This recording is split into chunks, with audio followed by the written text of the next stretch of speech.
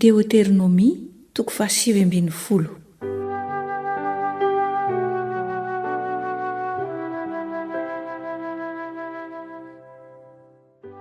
Ny amin'ny tanàna andosiran'izay mahafaty olona tsinahy.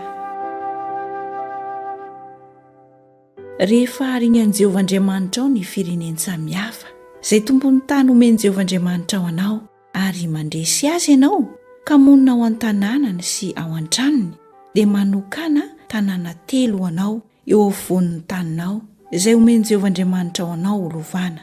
Amboary ny lalana ka zara ho 3 toko ny taninao, izay omeny Jehovah Andriamanitrao ho lovanao, mba andosirany mahafaty olona rehetra ao.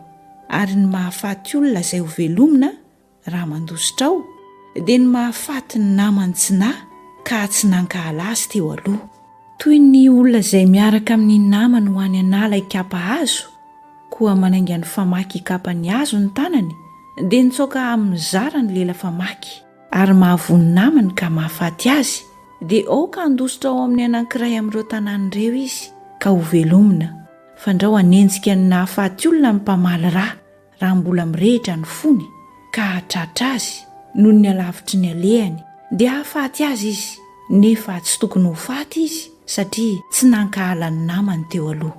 Koa izany no andidiko anao hoe manokana amin'ny tanàna 3 anao, ary raha hitarin'i Jehovah Andriamanitrao ny faritaninao arak'izay nianianany tamin'ny razanao, ka omeny ianao ny tany rehetra izay olazainy omeny ny razanao, raha hitandrina ianao ka hanaraka izao lalàna rehetra izao izay andidiko anao anio, ka ho tian'i Jehovah Andriamanitrao ary andeha mandrakariva amin'ny lalany, dia ampinao tanàna 3 koa ireny 3 ireny, mba tsy hisy raha marina alatsaka eo amin'ny taninao izay omeny Jehovah Andriamanitrao anao ho lovanao, ka tsy ho meloka amin'ny raha ianao.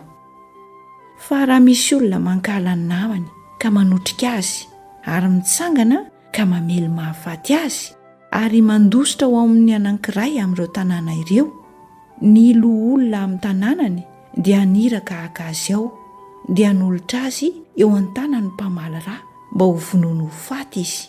Tsy hiantra azy ny masonao, fa hisoronao tsy eo amin'ny Israely ny eloka ny amin'ny raha marina, mba hahita soa ianao. Ny amin'ny tsy famindrana faritany sy ny amin'ny vavolombelona.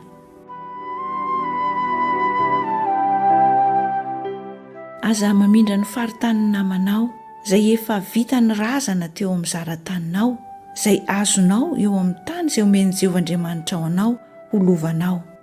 Raha vavolombelona iray monja, dia aoka tsy hitsangana hiampanga olona ny amin'izay eloka na otana taony na inona, fa amin'ny teny vavolombelona 2 na 3 no hanorenana mafy ny teny. Raha misy vavolombelona mampidodoza mitsangana hiampanga olona ho nanao ratsy, dia hitsangana eo anatrehan'i Jehovah izy roalahy izay miady, dia eo anatrehan'ny mpisorona sy ny mpitsara amin'izany andro izany. Ary raha adin'ny mpitsara mafy izy ka hitany fa vavolombelona mandainga na miampangalainga ny namany, dia arak'izay nokasainy atao amin'ny namany no ataonareo aminy, ka dia ho fongoranao tsy eo aminao ny fanao ratsy. Ary ny olona sisa dia andre izany ka hatahotra, ary tsy hanao arak'izany ratsy izany eo aminao intsony, dia tsy hiantra azy ny masonao, fa aina no ataonao solon'ny aina, maso solon'ny maso, nify solon'ny nify, tanana solon'ny tanana, tongotra solon'ny tongotra.